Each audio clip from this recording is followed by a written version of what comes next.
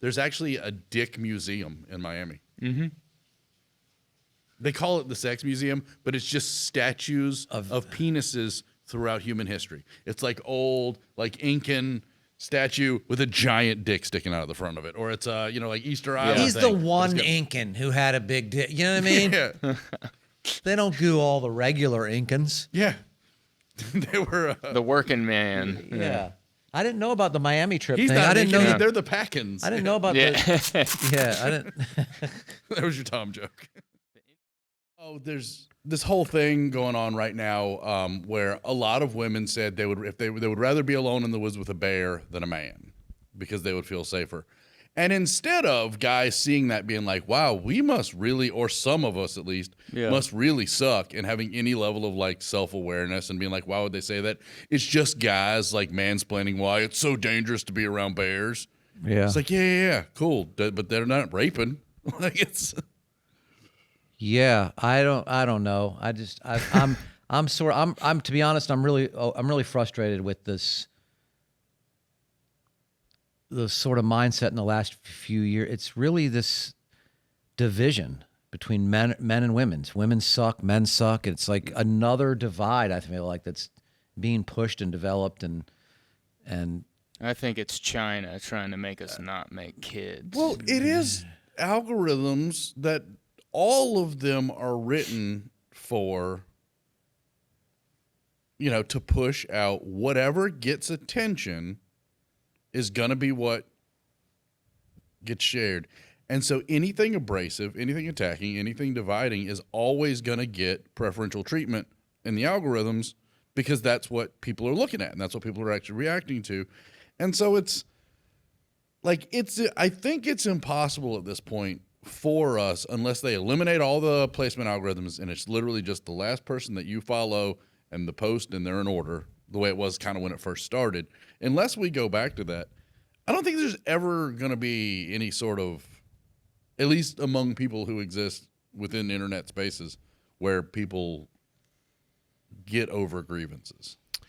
Oh yeah, I find that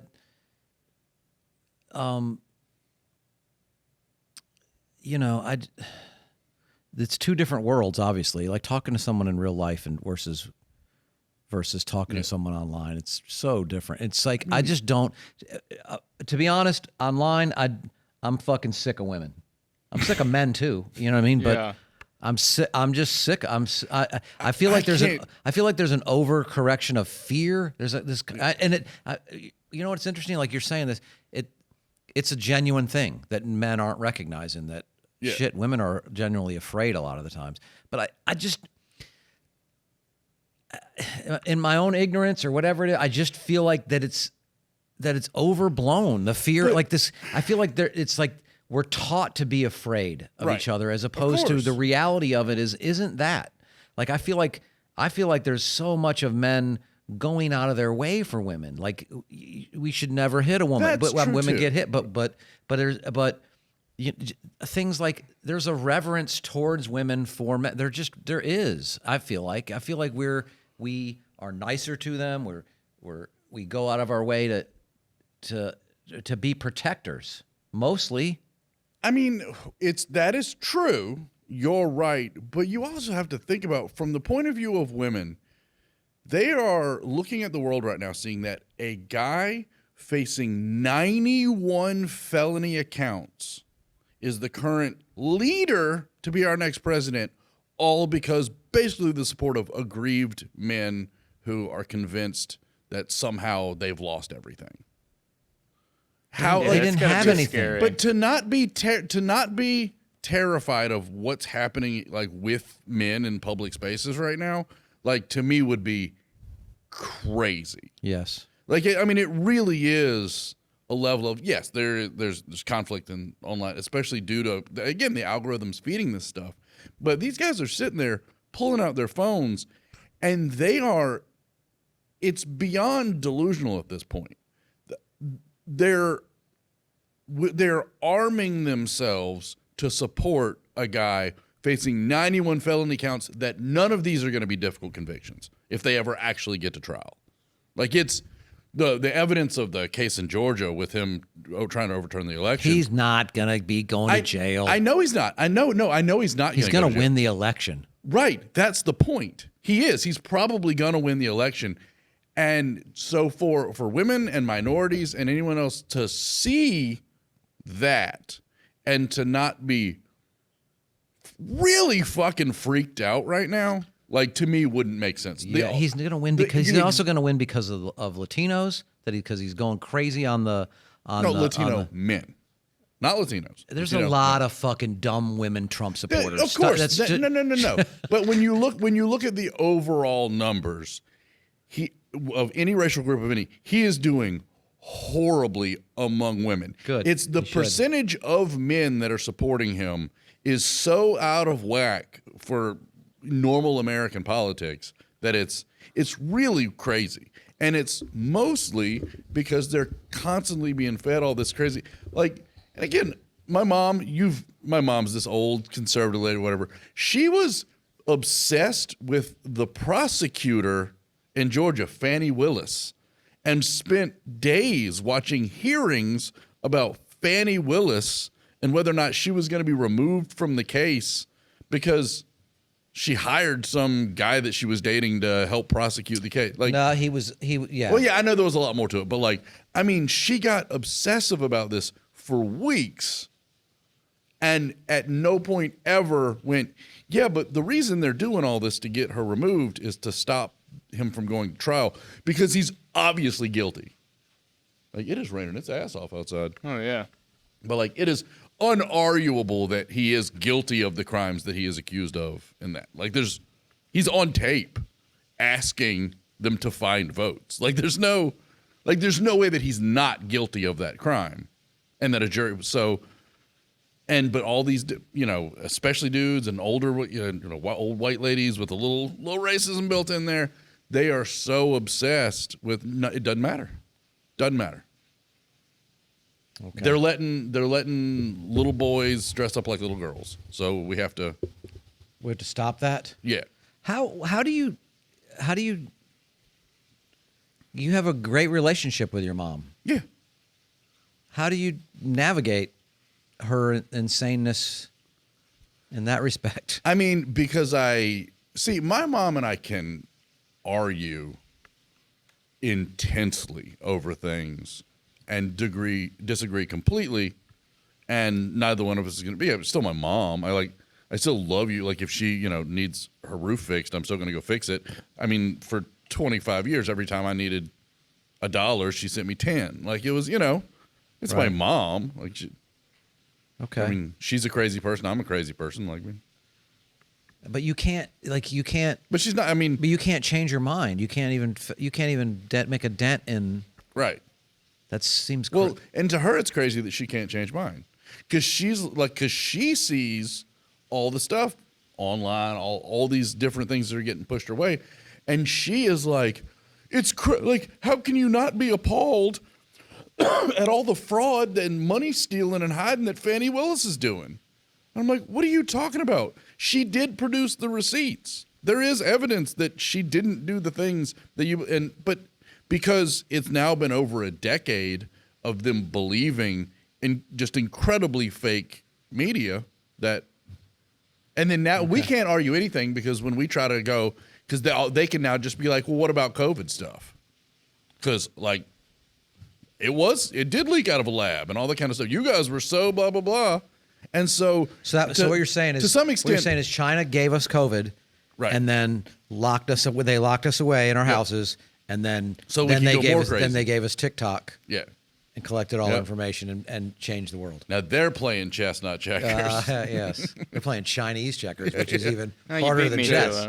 Huh? I said you beat me to it. Okay. All right, let's start. All right, welcome everybody. It's James Hodge. Wait, have we started? My friend James Hodge is here. I thought we already started. We haven't been doing a podcast. No, we haven't. My friend James Hodge is here. It's good to see you, dude. You came in saying you had something you wanted to talk about. We talking about your skin condition? What happened with that? What? James was out was cleaning his boat. You're Okay. like the mom that's always like, when the son's in front of the friends, like, here's your ointment for your rash. You can still see some of the air, and I'm gonna have a couple of scars from some of these spots. But I was cleaning the bottom of my boat. I was scraping off all the old gel coat, and the top layer of All it the old is what? Gel coat. Like it's a type of paint, like it's a plastic paint. Right. But on top of that is something called anti-fouling paint, and what it does is it makes it so barnacles can't grow on the bottom of your boat. But it's also really, really bad for you if it gets on your skin. And so I'm sitting there scraping, and you're supposed to basically wear a hazmat suit to do this. But it was really hot, and so I just didn't put on the suit, and I didn't put on the gloves because it was hot, and I was making a lot of progress. And so, Right. And if you wash your hands every couple of hours, it's basically fine. But again, I'd been going like literally 10 hours of like scraping and sanding and grinding and like without taking a break to go. And so I was just covered in chemical burns. Like, and you can still see a bunch of the dots and stuff where it's gonna scar up. But I couldn't get it off because it's a chemical burn. So it's literally a chemical reaction is happening within your skin. You need like a even, chemical so you shower, can't wash it off. Like there was no. So my arms were just on fire for several days, and like constantly, I was like Jesus, and so Wow. but now it's fine. So now it's just going to be some scars. Did you like go to a dermatologist? Yeah, yeah, Okay. yeah. Did they give But you by stuff, or then- they were like, you just got to wait it out? Basically, by the time I actually got to him, and I have this cool blister. This is a rope burn I got yesterday. Oh wow, Like, isn't that thing wild? that is wild. But that was a whole completely different You're a thing. regular sailor now. No. I was removing the old batteries because like these old deep cycle AGM batteries are like 85 pounds a piece, and my boat is lifted up in the air because it's not in the water because I'm doing the bottom. So to lower things off the boat, you're lowering it down. I mean, almost a little over 10 feet down to the ground. And so instead of wrapping the line around the winch to lower it down, I just put this 85-pound battery over the side and was just going to lower it down by hand. And it slipped. And when it did, it just burned right through my finger. So Jesus, dude. that. Why don't you do things correctly? Save yourself some damage. Because it's hot. Yeah. Because chicks dig scars. I also have a sweet bullet wound on my back, too. But Really? Whoa. I had a mole removed, but it looks like I had one removed over here, like when I was younger, and it looks exactly like a bullet wound.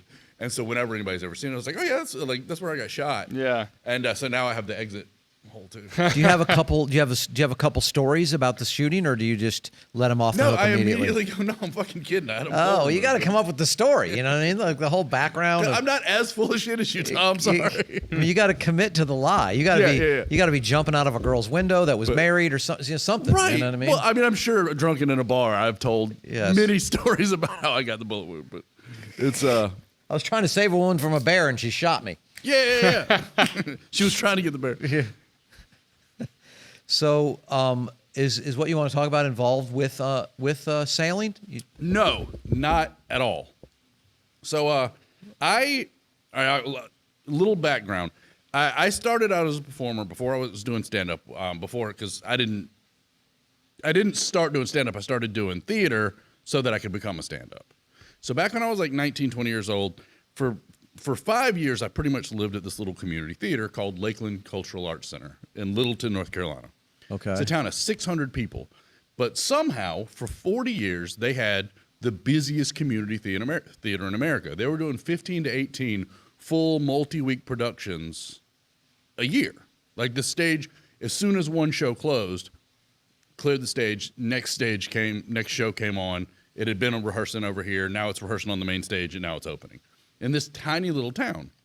And the only way it was able to operate was all volunteers, except for one executive director that made I think he made maybe 28 grand a year, and he had an assistant that made like 10 grand a year, right? But this place thrived for over 40 years. What did it do with all the money that it made? It was no. It thrived as in it continued to exist. It managed to sustain itself, always with money problems.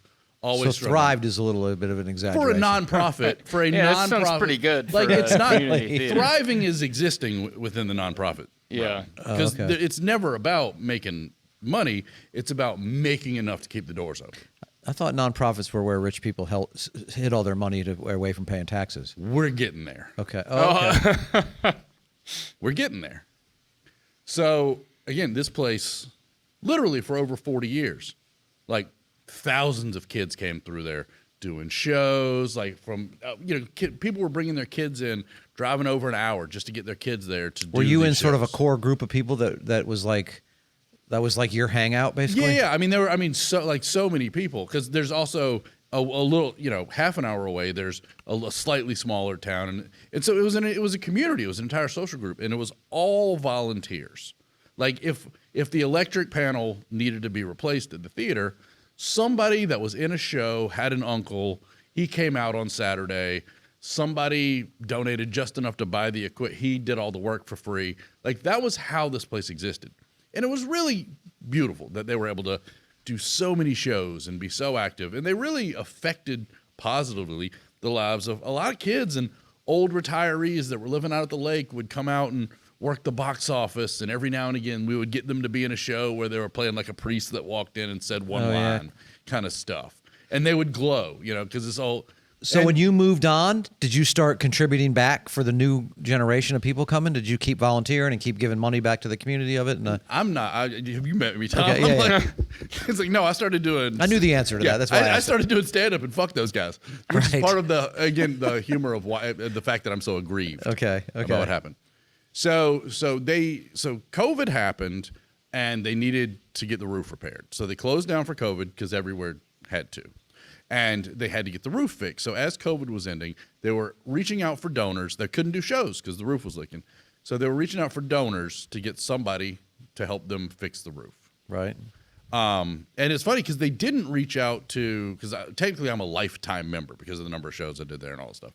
But they didn't reach out to me. They didn't reach out to several of the former performers that have done that have gone on to have relatively successful careers. A couple of news reporters. It seems like that's one of the things you want to do. You want to reach out to your former people right. first, because they're the ones that are most connected and most care and most are willing to give money back. But regardless, but they did reach out to this rich guy who had grown up in Littleton but moved away before Lakeland even exists. His name's Ed Fitz.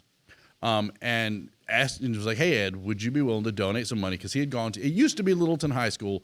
That high school closed, and this guy named Mark Taylor basically through just blood, like fundraising, bought the old high school and converted it into this theater, right? And so, but this guy, this Ed Fitz guy, never really, because he moved away 50 years ago, so he had no real relationship with Littleton other than to come back and see family. So he didn't know about Lakeland. He didn't know about this 40 years and, literally thousands of people that had put all this time and effort into this place. Millions in donations over the years, and ticket sales and everything just to keep this tiny little theater going. But he did have but he really loved his old high school. So when they reached out to him for money to fix the roof, he said, "I'll do better than that. I'm not only going to fix the theater, I'm going to completely rehab the old high school building, and we're going to put a charter school in it. And I'm going to build a massive outdoor amphitheater for you guys to have to also do productions on. And I'm going to completely renovate the theater. All new electronics, all new equipment. We are going to take this theater that has for 40 years on shoestrings.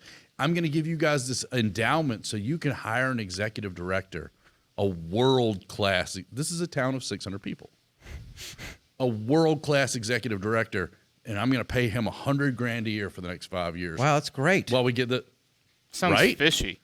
The only catch is his foundation has to get the title to the school and the property. Like Ed's charitable foundation has to now own, because Lakeland has held on to this property for over 40 years, but Ed's foundation, you just got to give us the deed. But you have, as long as Lakeland exists, you have a full lease for everything for $1 a year. All you got to do is pay $1 a year, and this facility is all yours that I'm renovating, as long as you pay that $1 a year. And here's all this money to hire all this staff. So now you don't even need all these volunteers. You can hire people. And now that I've done all these additions, this amphitheater, these are paid shows. These aren't community shows. We're bringing in touring acts, right? We're bringing in all these, big act to perform in this big amphitheater and to perform in the theater. We're going to bring in 309 seat theater, max ticket sale $20, but we're going to bring in performers and pay them $10,000 for one show. But doesn't that defeat the purpose of having a community theater? Like now, all the people that aren't paid actors don't have a place now. Right. Yeah, it's a good observation. So he does all this to. Now he's got the title to the building. Back to get a little. When I was 19, we were doing the show, and we needed. What we wanted to do during the show was black out the entire theater and have a spotlight on the two leads and have them walk away from each other as part of the finale, and then come back together. Well, to close the show, so you need two spotlights to do that. Well, Lakeland had one working spotlight, right? And so Bob Haltenhoff was the chairman of the board. He wasn't rich, but at that point, he was the richest person I knew, which just meant he was an old guy with retirement money. But he was not rich. He was not some multimillionaire. Right. He was just a guy that saved up enough to retire and live on a lake. And so I was giving Bob a hard time. I was like, come on, Bob, you got money. Just buy us another spotlight. And I was, being the typical asshole me. And, everybody's laughing, whatever. And then a couple of days later, he came up to me. He was like, can I talk to you for a minute? I was like, yeah. He was like, you kind of hurt my feelings the other day. And I was like, about what? He was like, the spotlight thing. I was like, whatever, man. You could afford to buy us a spotlight. Wow. And he said, I just doubled down. doubled down. Yeah. And he said, I can absolutely afford to buy Lakeland another spotlight. Wouldn't even notice it. But Lakeland can't afford to have another spotlight. Because another spotlight means now we have to buy two $300 spotlight bulbs every time they need to be replaced. Now we got to pay the electricity for two spotlights. Now everybody here is only going to know how to do a play with two spotlights. And so we now it's a sunk cost that we have to have two spotlights. He's like, so no, I can afford. Lakeland can't afford two spotlights. They can't afford the maintenance of it. Right, the maintenance and the upkeep. And he said, and then he started like trying to pad my ego. He was like, but you know what? I'm not like you. You're an artist. I bet if you use that artistic brain of yours, you'll be able to go on stage and y'all will be able to figure out how to do the show just as good with one spotlight. And he was totally wrong. We would have been way better with two spotlights. but what I did figure out though is like one spotlight theaters are their own thing. That's what Lakeland always has to be. It cannot be the place where everybody's got expensive lav mics. Right. Because they didn't have to replace it and they have to buy batteries. So at Lakeland, you have to learn to project, which actually makes you a better actor. Right. Because you guys are like Wrigley Field of theaters. Right. It's, you have to figure out how to take the costume that you wore 2 shows ago that was a business suit that you found at Goodwill, and now you have to find a way to, with other volunteers, figure out how to make that now it looks like an Army general's jacket.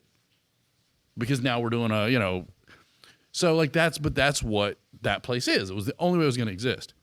And so this guy comes in with all his money and they're all like, yeah, let's take it. But in this endowment to hire all this staff, the thing is he didn't give them enough money in perpetuity. He didn't give them enough money so that the income off that money could pay all these salaries. He gave them enough money and directed them to hire all this staff.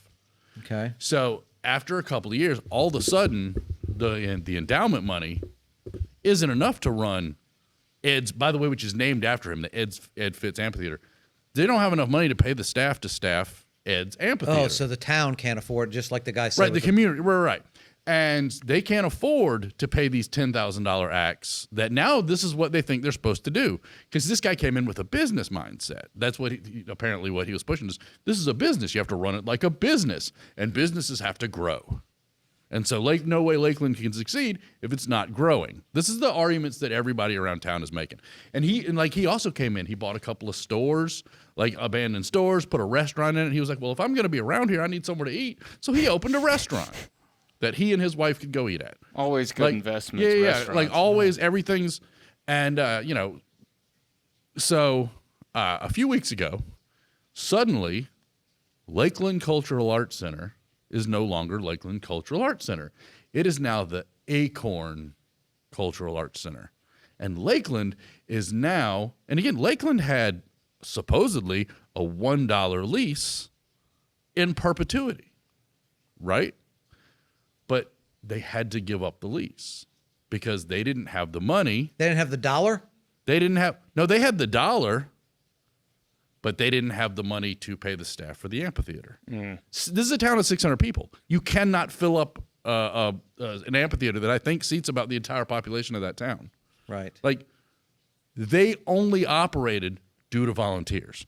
But he's convinced them to hire all this staff, so they've got all these people that seat people. Back in the day, if you came to a show there, the usher that sat you was the mom of somebody in the show. So why don't they just get rid of the staff and use that money to do the stuff they got to keep the theater running?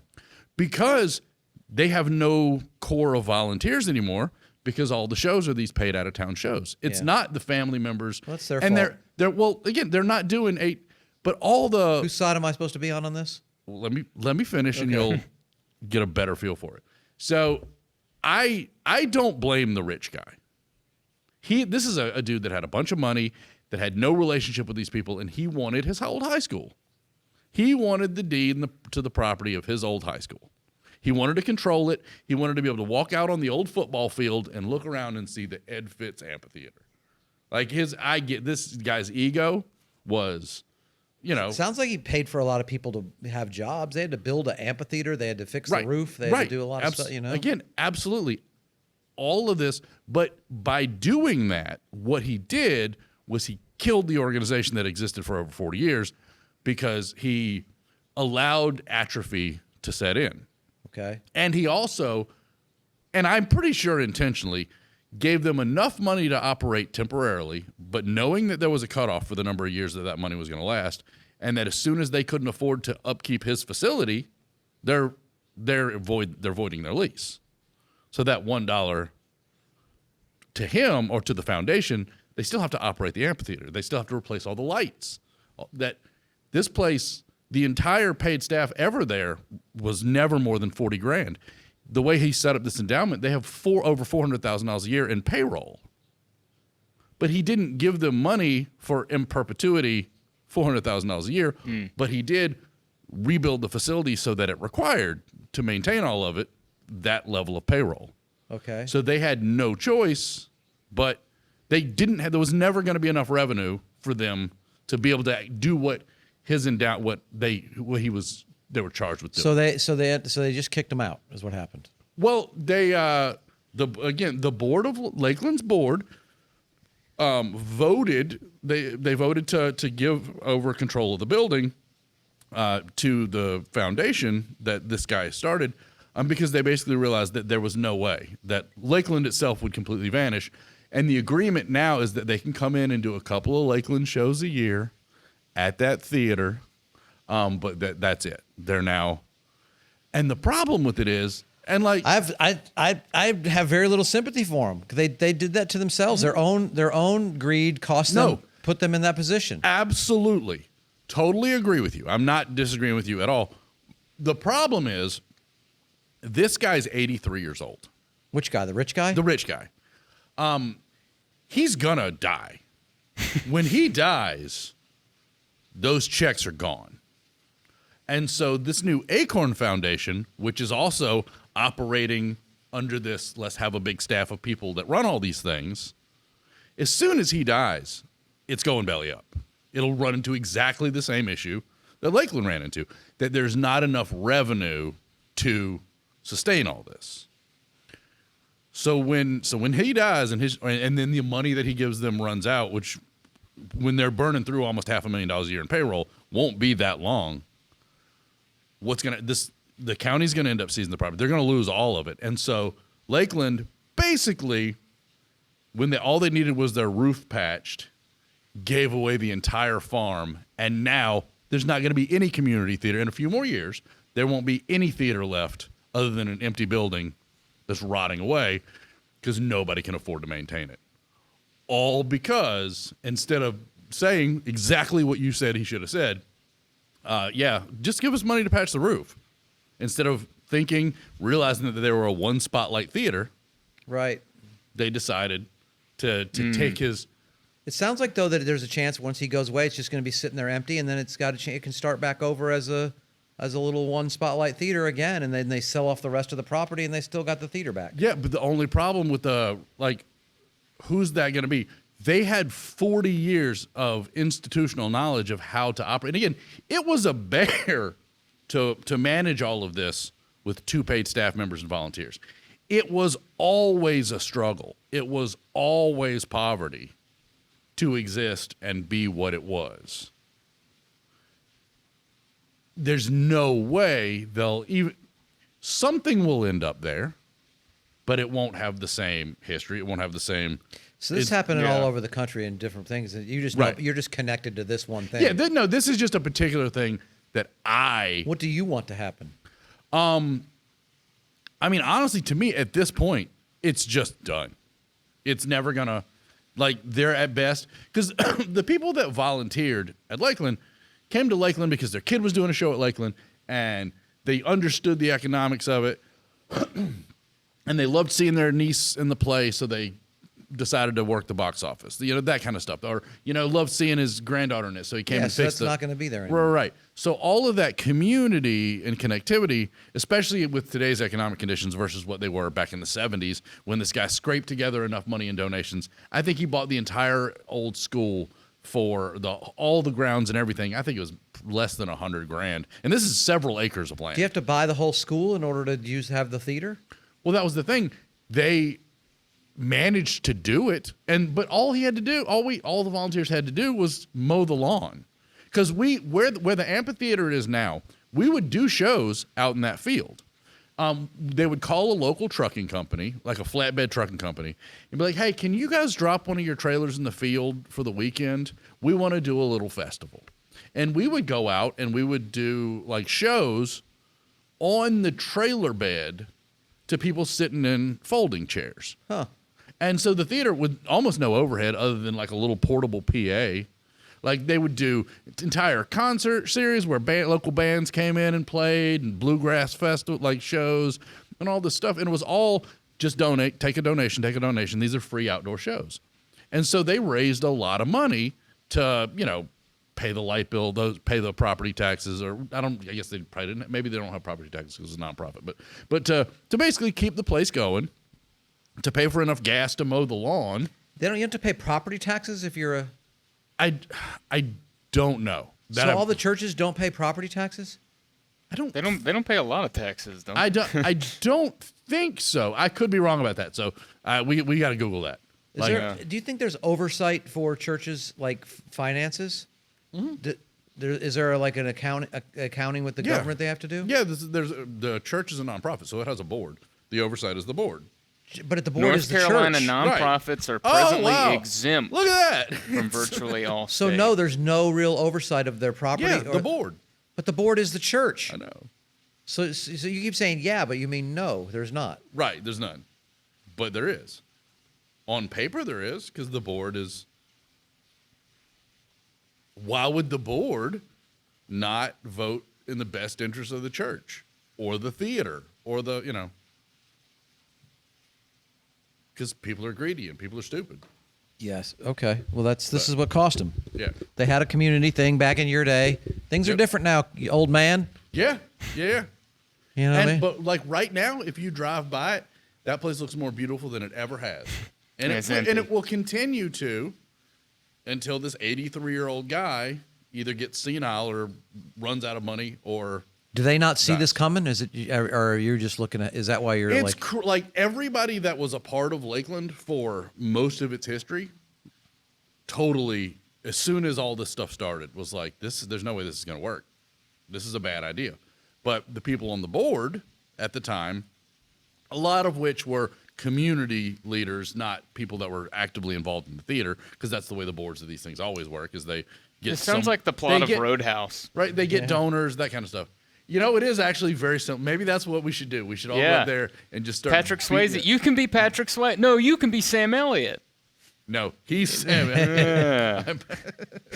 You're Patrick. I'm Dalton. Yes. Yeah. But no, it's just, and again, I totally understand how hard it would have been to say no to this guy that comes in saying, I'll do all this stuff. Are you ruffling feathers with your investigation? I mean, Wait, you're investigating this? Like this is your?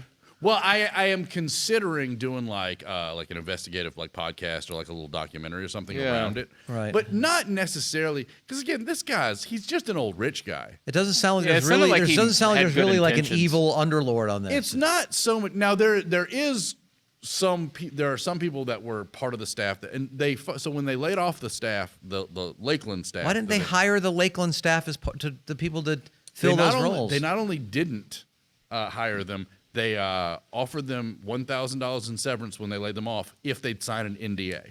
Okay. But no NDA. They laid off the no people they severance. weren't paying.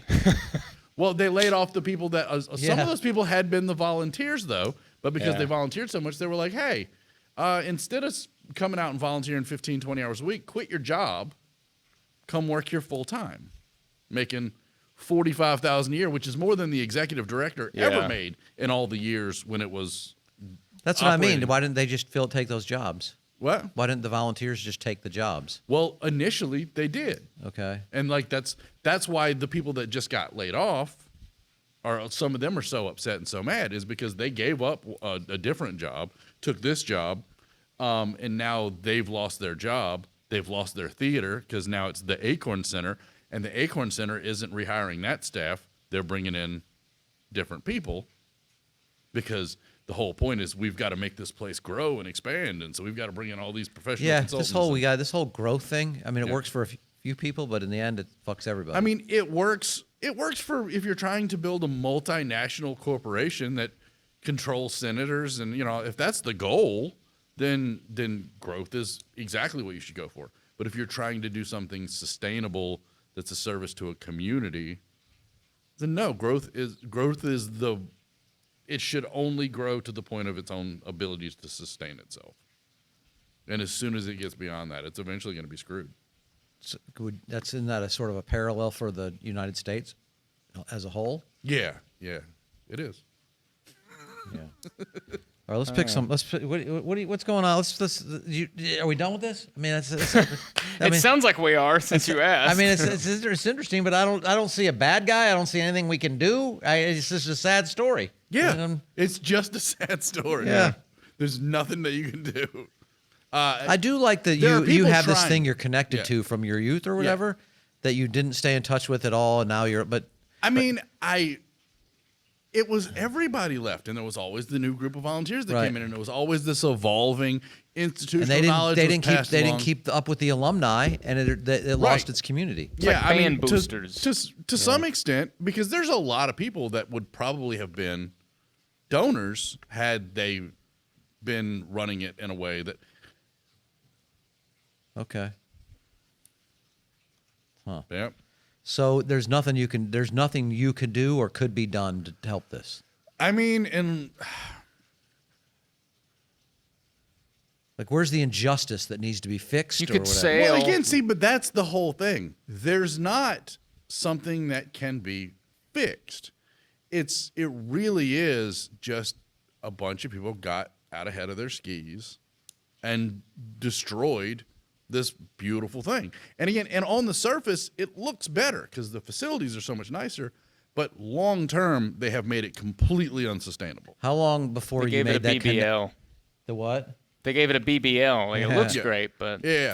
How long before you made the connection to the story of the spotlights in your head? You know what I mean? The day after they announced the name change. Oh yeah. I was like, because when they started doing all this stuff, there were several of us. And again, when I say, Had you gotten that lesson from the guy at the time, or did it just occur to you when you just saw it, where you're like, "That's what he meant"? like, I have sort of lived my life as a one spotlight guy, kind of like trying to make how broke we've all been, used to, especially for years, just walking around, sort of surviving off nothing, so that we could pursue art. I was living in this dump, horrible 1-bedroom apartment for years so that I could, pursue. So I've always kind of had that mindset and kind of understood it, but it really did come into like starker contrast with like sort It of. really is true. Comedy is really a volunteer thing for the first 10 years. Yeah. It's like, it really is like it's like community theater where you're just like, all right, I'm doing this. I'm putting in hundreds and hundreds of hours to this thing That For doesn't pay me at all. Almost no one ever turns it into a living. Yeah, I don't. Compared to the number of people that start Yeah. versus the number of people that actually. But again, I think at this point, I thought it was pretty easy to make a living. Yeah, it wasn't hard for me either. Like, All you got to do is get up talent there. really does win out, I guess. I found it to be like, seems to be working. Yes. So if I just keep showing up, like somebody, you're Yeah. gonna just take me on the road with you? Cool. Yeah. Then I meet a girl and she ends up getting a job. You know what I'm saying? That helped. That helped. Yeah. But it's just a bummer more than anything. And it's like, hopefully it'll be a lesson. But we all, a lot of people, because I would go see shows and this, that, and the other. But I feel like you got very passionate about this for about 5 days, 3 to 5 days. Yeah. And your house, and you must have just been consumed with doing research and talking about it, and I just imagine your wife just didn't give a fuck. Not a fuck. And you were just Not like, a the community and my youth, and they're doing this, and she's Yeah. just like, what? Just please shut my up. wife is so good at letting me go through these tirades, though. Really? Yeah, because she'll just read a book, and by the time she's done with the book, I'm done with my Right. crusade. Did it take her a while to learn that, or was this a natural thing that sort of clicked together as you went along? I like to think of it as her narcissism and self-involvement allows her to deal with mine. That's kind of sweet. Yeah, Yeah? I think so. Okay. Because it's the best part of my marriage is that we both get obsessed into these paths and then reach across the sofa. I'm like, love you. Oh, yeah. Okay. Yeah, like that's. So Oh, you he's have- doing that she'll thing that dive I into these do. work projects where she'll dive into a work project where basically she barely comes up to breathe for a week. Like literally, I'll hand her food Right. at her desk while she's. Did it take you a while to you're the type of person that I would feel like you would want to know what's happening, and then you'd want to give her a plan of attack, and so how long did it take you to learn I just need to stay the fuck out of her thing? I figured out a long time ago when it comes to relationships is don't try to help. I mean, I'll still do. I can't help myself, so sometimes I will. But it's don't try to help. Just offer emotional support.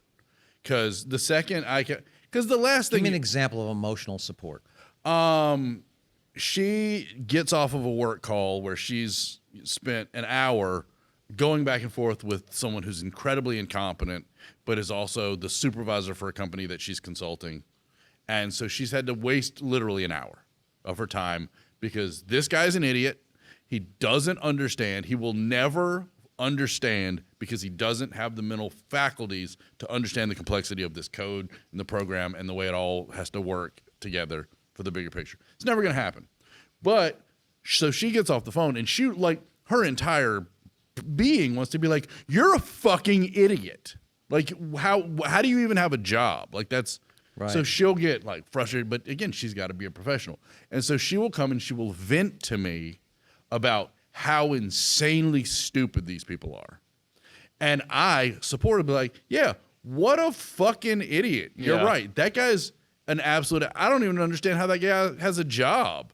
It's like, yeah. And every now and again, I may work in a little of like, remember, they're paying you hourly. So really the more incompetent they are, the more job security you have. Yeah. Right. Like shit like that. Like little, like soften, but never, this is how you should handle the situation. I try not to. I have, and it's always, what the fuck do I know?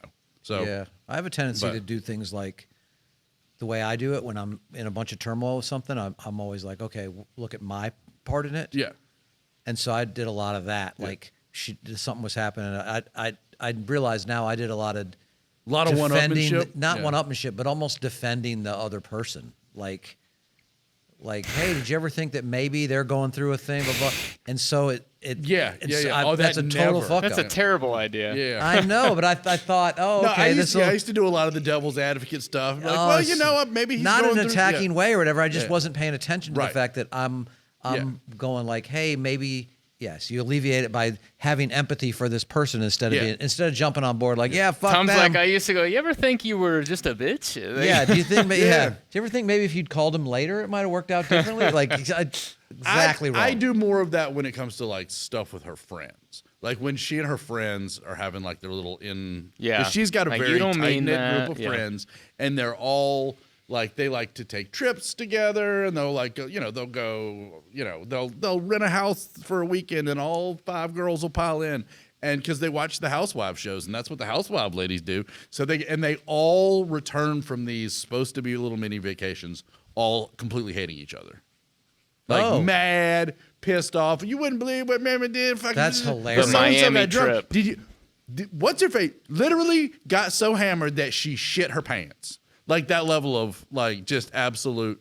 And they're old enough now that they're like not out in the streets. They're not out like doing all this crazy bar hopping, but they still sit around cocktail Janets, just Cocktail Janet. I've never heard that. Yeah. But they just because I just made it up. but yeah. So like within her friends group, every now and then I'm gonna be like, well, you also aren't the most attentive friend sometimes. So I'll do that sometimes among those people because I used to be like, yeah, fuck her, stop being friends with that bitch. I don't even understand why you're friends with that bitch. And then 3 months later, when everybody's made up and I'm sitting there trying to hang out with these chicks because they've come over to the house, or we all got to go out, and I'm hanging out with this chick's new boyfriend who's like, there's absolutely nothing worse than having to hang out with your wife's friends' partners. Just because they're all just unbearably stupid or just, anyways. It sounds to me like you're listing a lot of low-key advantages. Like you need to pitch to men that get a little like, oh, they're having a girls' night. You know what I mean? They get defensive about that. Like, no, dude, you want to encourage that because then they come back from that and they're like, thank God I'm back to my life with you. Yeah. My friend. You know what I Absolutely. mean? Absolutely. I got to be over here with Tipsy Janet or whatever you call her. Yeah. Cocktail Janet. Cocktail Janet. She's like, they come back instead of hating you, they Yeah. come back hating their friends. I don't think any of us are the first to think of that. Let's go hang out with your friends' boyfriends. Like Yeah. you can see what these guys are like. Yeah. But don't like. Yes. Okay. All right, But- yeah.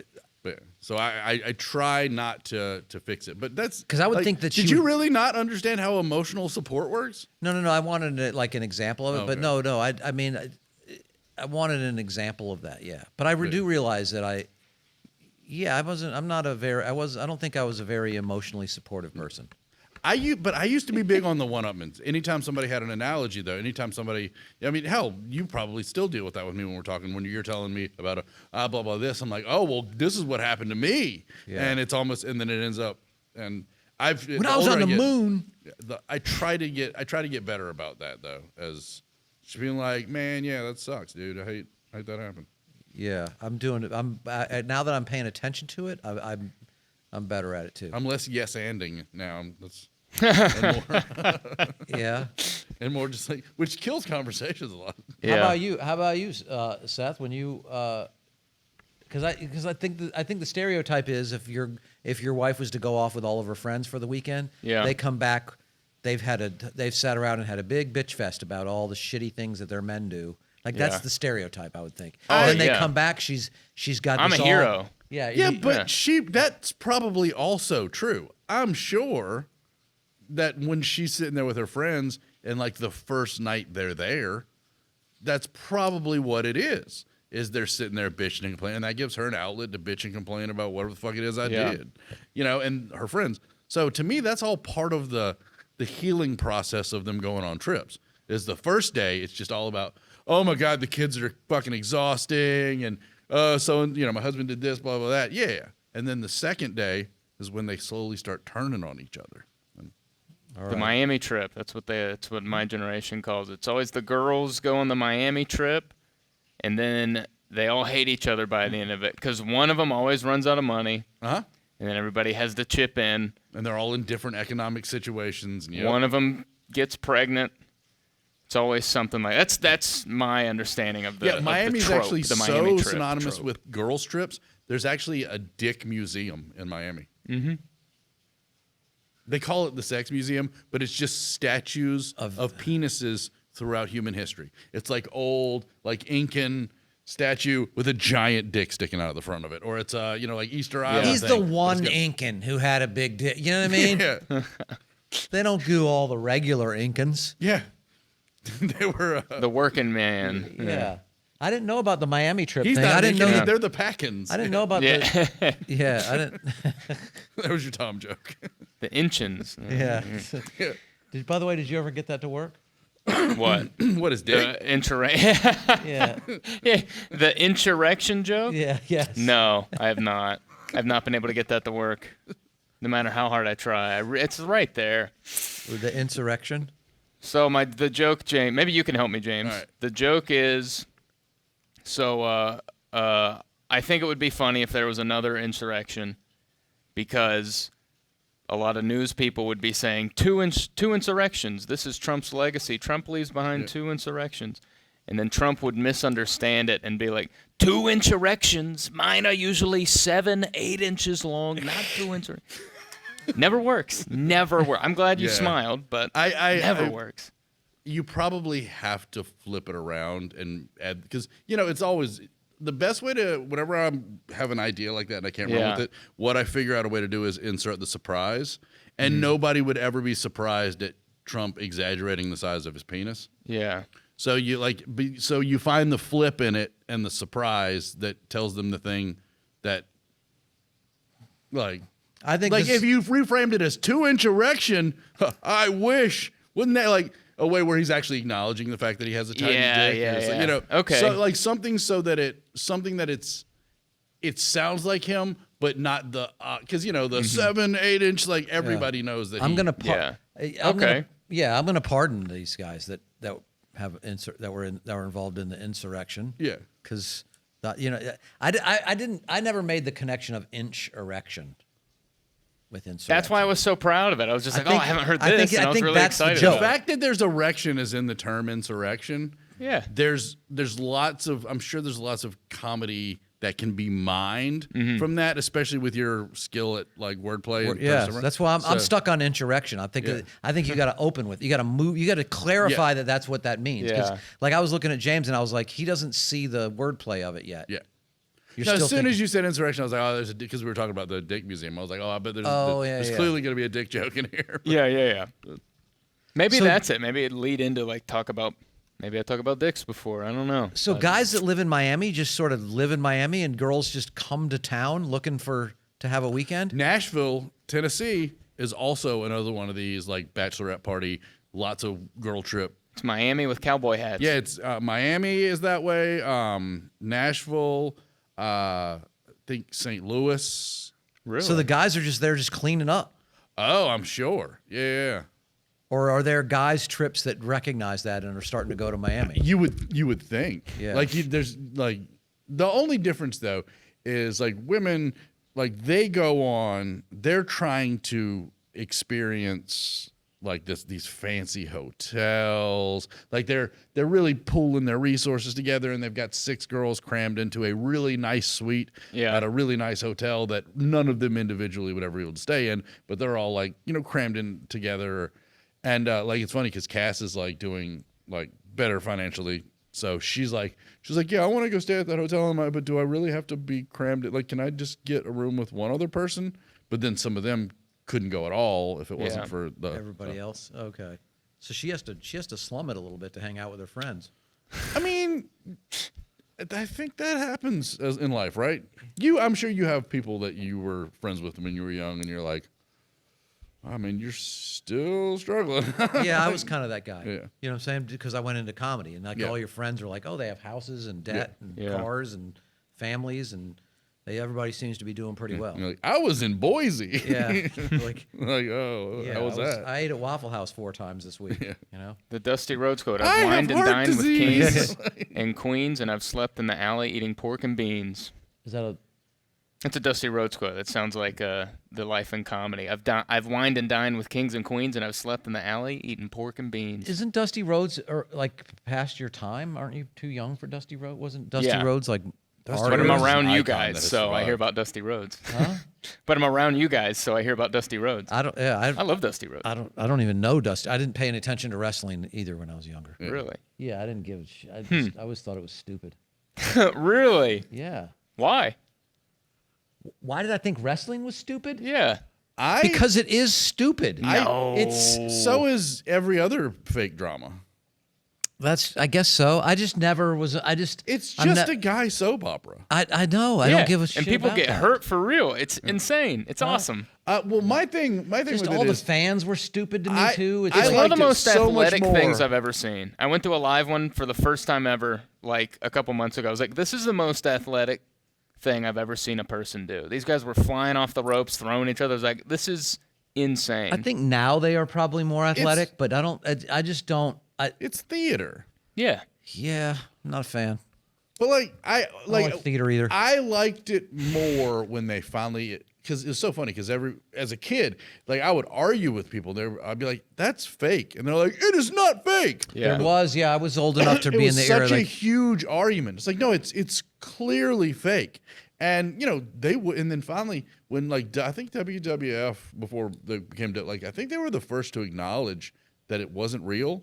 And after that, to me, it's so much better and more fun to watch. Yeah. When it becomes aware of itself. Because maybe, because you really are, you're watching it and you know that they're going to, it can be more entertaining because they're going to do the most entertaining plot twist.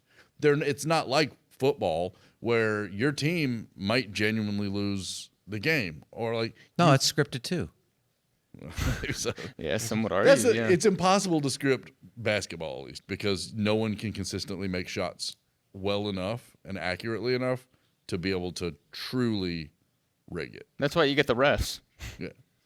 That's why you have to have, to have rigged basketball, you have to have, the Harlem Globetrotters, Washington Generals thing, where the skill level is so completely out of whack between the two teams. Yeah. But is the skill level different with the Washington guys? Because I feel like... Have you ever been to those? Because when I was a kid, we didn't have a pro team, so I went and saw the Globetrotters a lot. And no, the skill, it is... Huh, I thought they had to, kind of be good to, kind of keep up to make it look real. No, that's the thing. Those guys are, Division III level. Yeah, and then they could become a played college, Globetrotter. but it was D3. Yeah. Versus, but if you look, there's one tall white guy on the team, on the Washington. But the other guys, they're smaller, they're way less athletic. And then you'll just see, this guy come flying over top of everybody doing these crazy dunks where there's, one guy on that team that can kind of dunk.